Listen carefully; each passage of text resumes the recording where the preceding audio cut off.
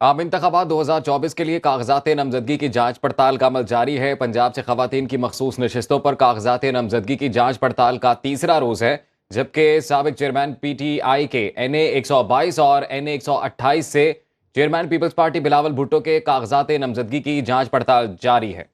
आम इंतखाबात 2024 के लिए कागजात नामजदगी की जांच पड़ताल का अमल जारी है। पंजाब से खवातीन की मखसूस नशिस्तों पर कागजात नामजदगी की जांच पड़ताल का आज तीसरा रोज है, जबकि साबिक चेयरमैन पाकिस्तान तहरीक इंसाफ के NA 122 और NA 128 से कागजात नामजदगी की जांच पड़ताल होगी और दूसरी जानिब chairman Pakistan Peoples Party Bilawal Bhutto Zardari के कागजात नामजदगी की जांच पड़ताल जारी है। जांच पड़ताल का सिलसिला जारी है, जो कि 30 दिसंबर तक जारी रहेगा। आज तीसरा दिन है और आज भी जांच पड़ताल हो रही है। इसी तमाम तर मामले पर बात करने के लिए हमारे नुमाइंदगान हमारे साथ मौजूद हैं, उनसे तमाम तर सूरत हाल के हवाले से डिटेल लेंगे। लाहौर से हमारे साथ हैं मोहम्मद वकास, पेशावर से काशिफ अजीज और इस्लामाबाद से मोहम्मद अवैस हमें तमाम तर सूरत हाल के हवाले से डिटेल बताएंगे। सबसे पहले हम बात करेंगे इस्लामाबाद से। मोहम्मद अवैस हमारे साथ मौजूद हैं, तो जन्नत मेरे ख्याल से इस्लामाबाद का रुख करते हैं। ठीक है, ओवैस से बात करते हैं। ओवैस, कहिएगा कि इस्लामाबाद में क्या सूरत हाल है, आज किस किस के कागजात की जांच पड़ताल होगी?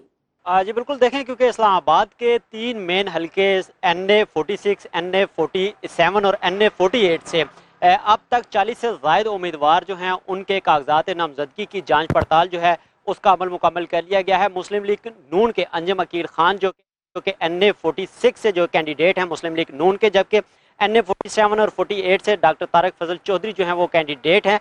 जांच पड़ताल का अमल तो मुकम्मल कर लिया गया है, लेकिन ताहाल ये कहना काबिल वक्त होगा कि आया कि उनके जो कागजात नामजदगी है वो मंजूर कर लिए गए हैं या मुस्तरद किए गए हैं, क्योंकि इस हवाले से ROs जो है उनका कहना है कि 30 दिसंबर को जो फहरिस्त है अवेजा की जाएगी। इसके अलावा पाकिस्तान तहरीक इंसाफ या आज़ाद उम्मीदवार कह सकते हैं उसकी जानिब से शुएब शहीन, इसके अलावा डॉक्टर बाबर अवान की जानिब से जो कागजात नामजदगी है वो भी जमा करवाए गए हैं। इसके अलावा जो एडवोकेट सरदार मसरूफ खान है उनकी जानिब से भी कागजात नामजदगी जो है वो जमा करवाए गए हैं। आज के रोज भी की जानिब से कागजात नामजदगी जमा कराए जा रहे हैं, तो मुख्तलिफ इदारों की मुआवनत इस हवाले से दरकार है। मुख्तलिफ इदारे मुआवनत करेंगे इलेक्शन कमीशन की।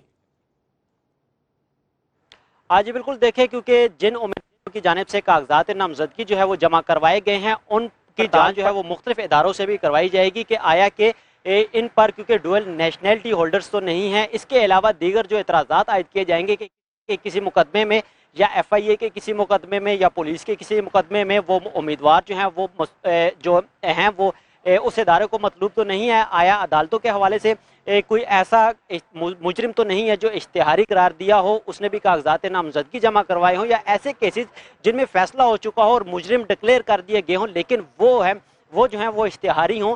इस हवाले से दीगर जो तमाम तर इदारे हैं उनकी मुआवनत भी ली जा रही है। इसी हवाले से एतराज़ात जो हैं वो भी आयद किए जा रहे हैं। जो उम्मीदवार पेश होते हैं उनकी जानिब से पेश होकर जो एतराज़ात दूर कर दिए जाते हैं, उनके कागजात तो रख लिए जाते हैं, मंजूर कर लिए जाते हैं, लेकिन ऐसे उम्मीदवार जिनके सिर्फ कैंडिडेट्स जो हैं उनके नुमाइंदगान वो जो है वो पेश हो रहे हैं, उनके कागजात को अभी तक मंजूर या मुस्तरद नहीं किया गया। उसका फैसला RO करेंगे, क्योंकि दीगर इदारों से जब दीगर रिपोर्ट्स जो है वो भी RO ऑफिस को मौसूल होंगी तो उसके बाद ये फैसला किया जाएगा कि आया इन उम्मीदवारों के कागजात नामजदगी जो हैं वो मंजूर किए जाने हैं या फिर मुस्तरद किए जाने हैं। क्योंकि 3 हलकों में 108 के करीब कैंडिडेट्स हैं जिनकी जानिब से कागजात नामजदगी जमा करवाए गए थे, और बेशतर हमने देखा कि कई ऐसे उम्मीदवार भी हैं जिनकी जानिब से कागजात नामजदगी तो जमा करवाए गए हैं, लेकिन RO ऑफिस की जानिब से उनको तलब किया गया, लेकिन वो तलबी के बावजूद पेश नहीं हुए।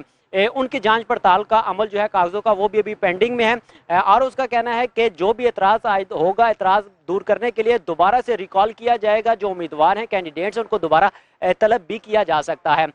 दोबारा तलब करने के बाद वो अपने एतराज़ात दूर करेंगे, तो उसके बाद ठीक है। ओवैस, आप हमें इस्लामाबाद की सूरत हाल के हवाले से अपडेट कर रहे थे। पाकिस्तान के सबसे बड़े शहर कराची की बात करते हैं और अरबाब से तमाम तफसीलात लेते हैं। अरबाब, कहिएगा कि आज जांच पड़ताल का तीसरा रोज है, सियासी गहमा गहमी कैसी है?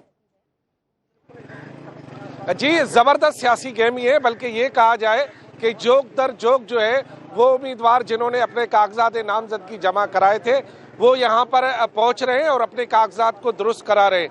जैसे कि आज डॉक्टर फारूक सत्तार पहुँचेंगे, अपने कागजात को दुरुस्त कराएंगे। इस तरह मुख्तलिफ पार्टियों की खवातीन जो है वो यहाँ पर मखसूस नशस्तों के लिए आ रही हैं। अक़लियती नशस्तों के लिए लोग यहाँ आ रहे हैं। तकरीबन 60 के करीब जो है वो मखसूस नशस्तों पर खवातीन के फार्म जो है वो दुरुस्त करार दिए गए। इससे पहले खालिद मकबूल, मुस्तफ़ा कमाल, शहबाज शरीफ और दीगर के कराची में जो है कागजात नामजदगी दुरुस्त करार दिए गए थे। जबकि आज शाहिदा रहमानी जो कि साबिक MNA रह चुकी हैं, उनके भी कागजात नामजदगी दुरुस्त करार दिए गए। पूरे सिंध में अगर जायजा लिया जाए तो मजमूई तौर पर 9,140 कागजात नामजदगी जो है कौमी और सूबाई के नशस्तों पर जमा कराए गए थे, जिनमें 6,500 सूबाई और 2,555 जो है वो कौमी असम्बली पर कागजात नामजदगी जमा कराए गए थे। पूरे सूबे में 61 कौमी की और 130 जो है सूबाई की है, और कराची में उनकी तादाद जो है 47 है सूबाई की, और कौमी की तादाद जो है वो 22 है। अब मुख्तलिफ सियासी जमायतों की जानिब से तोड़ जोड़ का भी सिलसिला जारी है। PTI के साबिक MNA कैप्टन जमील और फिशर फोक के सरबराह जो है मेहरान शाह वो मुस्लिम लीग नून में ज्वाइन कर चुके हैं, और आज शाम मियाँ शहबाज शरीफ भी जो कि मुस्लिम लीग नून के मरकजी सदर हैं कराची पहुंच रहे हैं, और आज कराची में वो मुस्लिम लीग नून के रहनुमाओं से मकामी होटल में मुलाकात भी करेंगे। इसके साथ वो MQM और GDA के रहनुमाओं से भी रब्ता करेंगे, और इस बात की तवक्को की जा रही है कि MQM से जो उनकी सीट एडजस्टमेंट होने जा रही है उससे मुतालिक भी आज शहबाज शरीफ कल या आज साथ जारी है। नए इत्तेहाद भी बन रहे हैं। अरबाब चांडियो साथ ही रहिएगा। लाहौर की सूरत हाल जानते हैं मोहम्मद वकास से। जी वकास, बताइएगा लाहौर में कैसी गहमा गहमी है? जी देखिए, लाहौर के इस वक्त 2 हलके हैं, NA 128 और NA 122। इन दोनों हलकों में खासी गहमा गहमी दिखाई दे रही है। NA 122 में साबिक चेयरमैन PTI के कागजात नामजदगी की जांच पड़ताल का मरहला आज फिर शुरू हो चुका है। इसके साथ साथ लाहौर के हलका NA 128 में chairman Peoples Party Bilawal Bhutto के कागजात की जांच पड़ताल जो है वो शुरू हो चुकी है। दोनों RO ऑफिस में बिलावल भुट्टो के वकील और साबिक चेयरमैन PTI के वकील अपने अपने RO ऑफिस के पास इस वक्त पहुंच चुके हैं। कुछ ही देर बाद इन दोनों हलकों से स्क्रूटनी का आगाज़ का जो है वो शुरू हो जाएगा। बिलावल भुट्टो पर भी एतराज़ ये आयद किया गया था कि उन्होंने अपने नॉमिनेशन पेपर में अपनी जो वाबस्तगी है वो पाकिस्तान पीपल्स पार्टी पार्लियामेंटेरियन से जाहिर की है, जबकि वो पीपल्स पार्टी के चेयरमैन है, लिहाजा इलेक्शन एक्ट के तहत वो कोई भी शख्स जो है वो सिर्फ एक वक्त में एक ही जमात का रुकन रह सकता है। इसी तरह NA 122 में साबिक चेयरमैन PTI पर एतराज़ ये आयद किया गया है कि उनके जो तजवीज़ और तायद कुनंदा हैं उनका ताल्लुक उनके हल्के से नहीं है, और वो तोशाहाना केस में इलेक्शन कमीशन ने उन्हें नाअहल भी कर रखा है।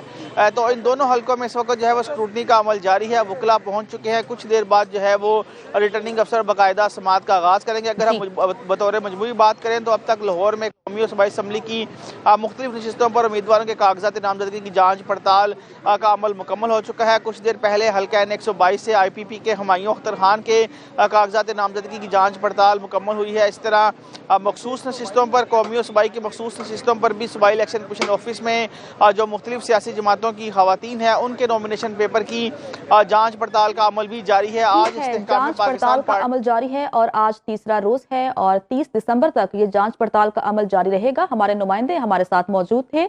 लाहौर से मोहम्मद वकास, कराची से अरबाब चांडियो और इस्लामाबाद से मोहम्मद अवैस हमें तमाम तर डिटेल्स बता रहे थे। आप तीनों का बहुत शुक्रिया।